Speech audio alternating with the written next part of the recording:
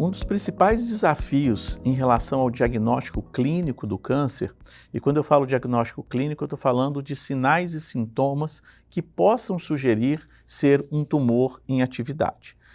Um dos principais desafios é fazer com que esse diagnóstico seja reconhecido precocemente. Por quê?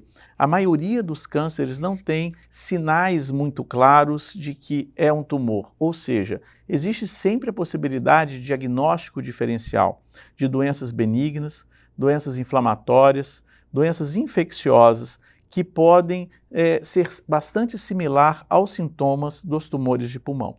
Então, nós devemos estar atento a alguns sinais, e esses sinais são conhecidos como sinais de alarme ou sinais de alerta que possam fazer com que um paciente procure um profissional e esse profissional, então, solicite exames ou encaminhe para um especialista para poder descartar a presença ou ausência de um tumor. Então, o principal desses sintomas, e aqui eu vou falar sobre sinais e sintomas, é o emagrecimento. Um emagrecimento sem uma causa definida pode estar relacionado ao câncer de pulmão, como também pode estar relacionado a outros tipos de tumores. Mas como o foco dessa aula é câncer de pulmão, então todos os sintomas e sinais que eu for falar aqui são relacionados ao câncer de pulmão. Então aquele emagrecimento que não tem uma causa muito clara, que já acontece nos últimos 30 ou 60 dias ou eventualmente mais, uma perda de peso que chega a 10% do seu peso normal ou ideal, ou mais, e isso não está relacionado a uma mudança de hábito alimentar, a uma atividade física extensa, por exemplo, a uma doença metabólica conhecida como diabetes.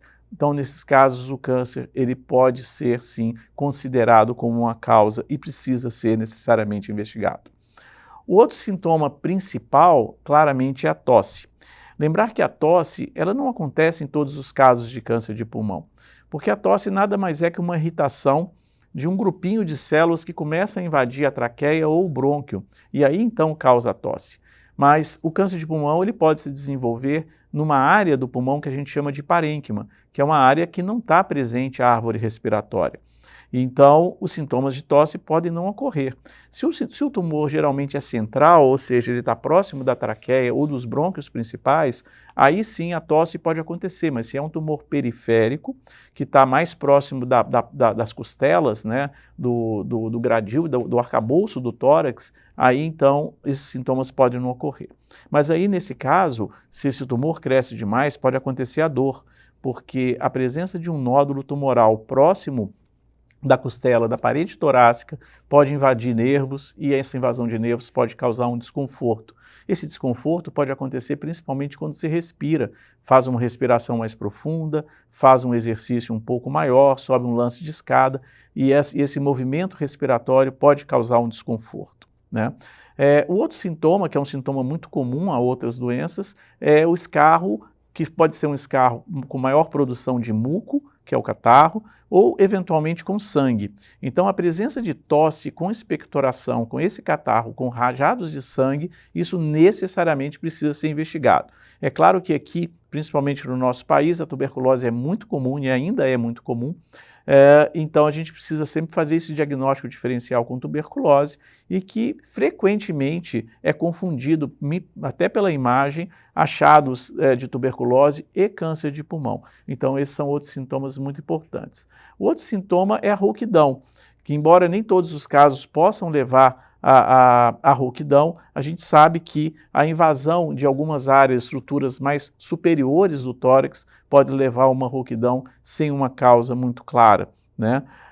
O outro sintoma que também é muito importante é o pigarro, mesmo lembrando que esses indivíduos são fumantes, né? Aquele contínuo e que vem causando engasgo e cada vez mais frequentes, mais até do que o habitual, é super importante de ser valorizado.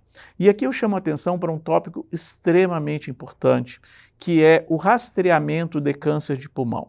O que nós sabemos nos últimos anos é que todo indivíduo fumante e ex-fumante que parou de fumar nos últimos 15 anos, ele precisa fazer uma imagem anual do tórax. E preferencialmente essa imagem precisa ser uma tomografia. A tomografia de tórax, que é uma tomografia específica de cortes finos, mas sem contraste, ela é capaz de reduzir a mortalidade em câncer de pulmão. Alguns estudos, esses que foram realizados na América do Norte e na Europa, eles levaram a uma redução da mortalidade de câncer de pulmão em até 20%. Isso porque você consegue fazer um diagnóstico precoce da doença. Então, o diagnóstico precoce impacta claramente na cura desses indivíduos. Muitas vezes esses indivíduos são diagnosticados com nódulos esses que nem viraram um câncer, mas que você conseguindo pegar uma doença pré-maligna, você consegue certamente mudar a história natural dessa doença. Então, essa é uma recomendação extremamente importante, porque nós precisamos não só recomendar que os pacientes e as pessoas parem de fumar, mas como também, de alguma maneira, consigam acesso a fazer uma tomografia, pelo menos uma tomografia, para que veja o estado do pulmão como um todo, porque isso pode fazer com que diagnósticos precoces aconteçam. Lembrando que indivíduos que fumam têm inúmeras doenças inflamatórias do pulmão, bronquite crônica, asma, enfisema pulmonar, são algumas e muitas vezes até pneumonias que podem acontecer.